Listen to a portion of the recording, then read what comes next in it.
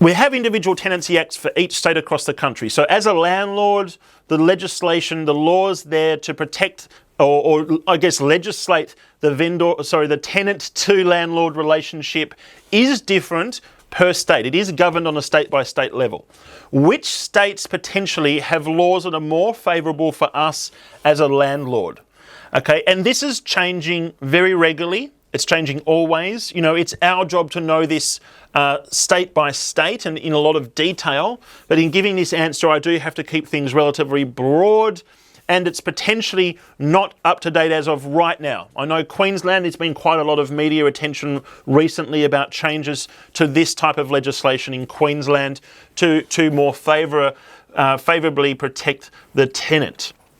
More, I guess, broadly, to begin this conversation, broadly, it does need to be said that over time, the legislation is favouring the tenants more and more. Okay, I can remember when I first purchased an investment property down here in Tassie, 20 years ago. I don't really know if there was, let me just see when the Act down here in Tassie formed.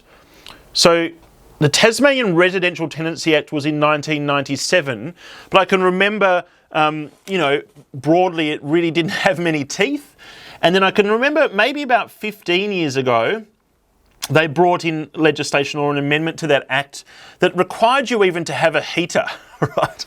Before then, you didn't need to provide heating. I don't think things like mold or safety in the house or security, any of these things there were protections in place for a tenant.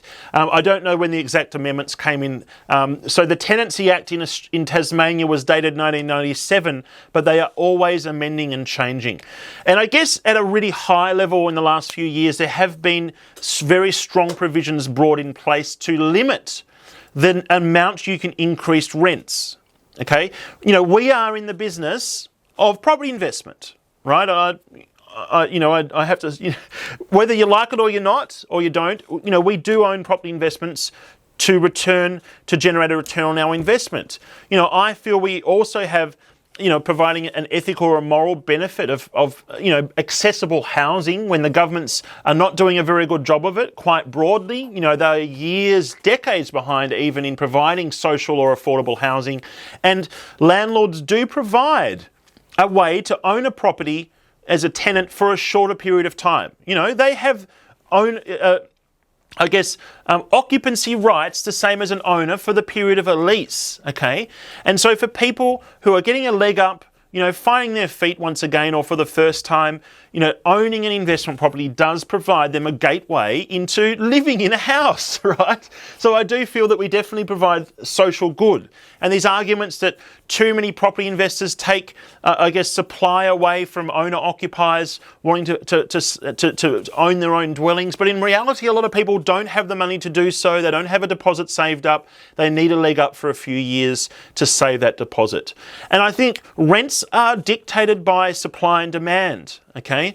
So it's not like landlords and us are going out there raising rents indiscriminately. We have now provisions in place through a lot of these acts to limit the amount that we can increase rents. Look, I have to say, I don't know if it was common, but it was at least talked about amongst myself and other property investment friends 15 or so years ago.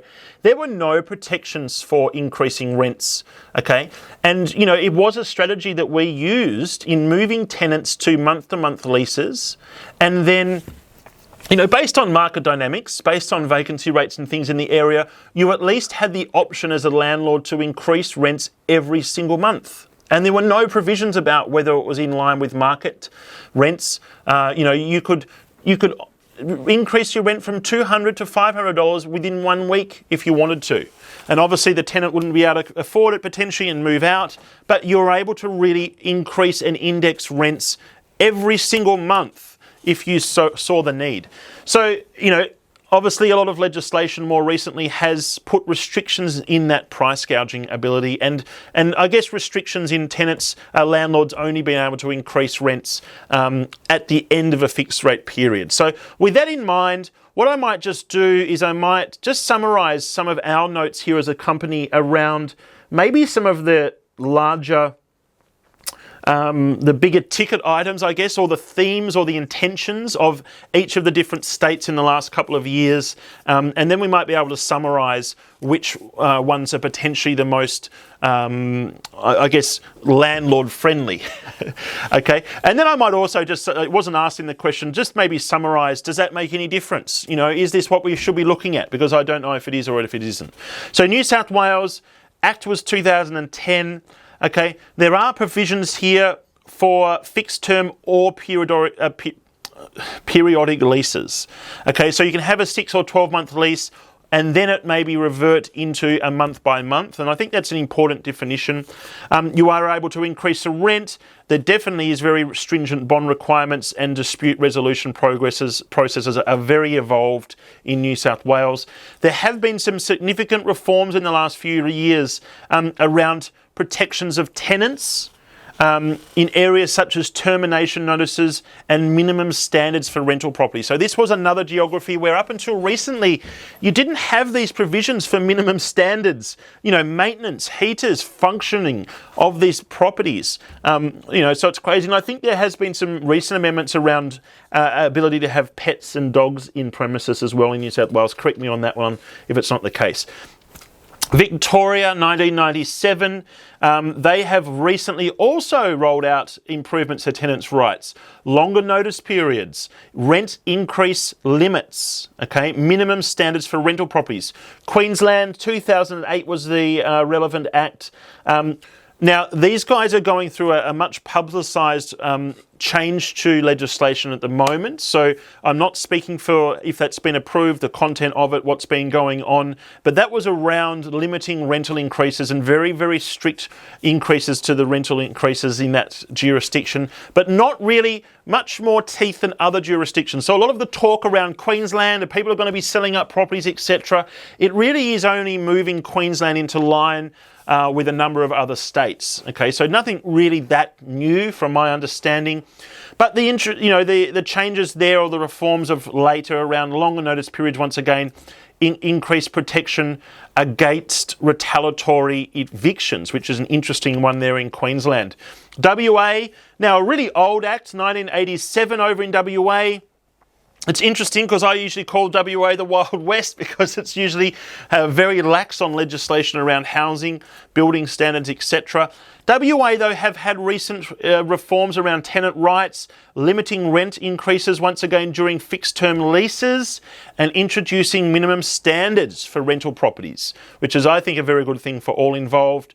Keeping your property in a good standard shouldn't be something that is legislated for, should be something you do anyway as a good citizen, but then also someone who maintains their properties well and makes sure that the value of that property is protected through, making sure things are stayed on top of. One thing going wrong usually leads to other things going on as well, and potentially a tenant not really caring for that property as their own premises. We want to keep them very happy and the property in good condition. South Australia, the Act there 1995, they've recently had reforms around bond amounts, termination notices and minimum standards for rental properties once again, which is now starting to become almost a national thing from looking at this. ACT, strengthening around tenant rights recently, longer notice periods for termination, restrictions on rental increases and minimum energy efficiency standards for rental properties. A really interesting one there in ACT. Tasmania, 1997 was the Act. The recent amendments have been around longer notice periods for termination, increased penalties for non-compliance by landlords. They are very, very strict around this in Tasmania. I do know that for a fact as a resident down here. Now, it is interesting to note that Northern Territory, South Australia are very similar in terms of their acts, and recent, or I guess those acts do cover the traditional aspects of residential tenancies, rent repairs, increases, dispute resolution. So I guess that's a very good summary now, is all I've already done of the different state by state basis. I might try and dig into which are considered more favourable to become a landlord in. So if we are looking at it across the whole country, based on the legislation alone, not based on capital growth or yields or all of these factors, based on legislation alone, which states potentially should we target? So let's have a think about it. New South Wales, Victoria, Queensland, WA, they have all implemented significant reforms in recent years to strengthen tenant protections. Now, are they unjust? Are they unfavourable to us as landlords? That's up to you, I guess, to form that opinion. But these reforms, the intention of them, and that's important here, the intention of them is to be fair and secure rental markets for tenants, whilst also considering the rights and obligations of landlords. Now, I can remember the Victorian reforms in particular were very favourable for tenants, and a lot of Victorian landlords were definitely up in arms about that. Whether it's cause or effect or whether there's no correlation whatsoever, the tenant, the vacancy or rental markets, the investment property, but more importantly, the rental housing markets in Victoria at the moment are the weakest in the country. Okay, they have very strong and strict controls, and they are the most ineffectively functioning markets in the country. The yields are very low, vacancy rates are very low. They're not necessarily attractive for investors for rental income. Okay, they are attractive potentially for capital growth, but not necessarily for rental income. So it'd be interesting to work out or to equate the state of the rental market to the legislation in Victoria. Look, my gut feel is it's not overly related. There could be some impact, but I think what really, threw the Victorian rental market for six is COVID, migration loss north and escaping the strict lockdowns in Victoria and moving north of weather into larger blocks, etc. So Melbourne was a basket case. 20,000 people per week were leaving Melbourne at the height of COVID. And then you also have, going into COVID, a shocking rental market with way too many units on the market and potentially set to flood the market at a moment's notice. There were Docklands developments that had 1/3 of properties vacant in the development. Think about that for a moment. All right, look, I think it is once again worth noting that the reforms are intended to create balance here.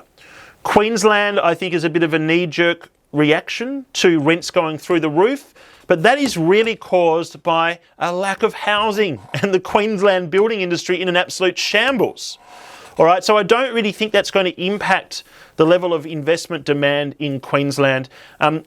I think the legislation should only protect tenants' interests. They shouldn't really control the market dynamic or rents.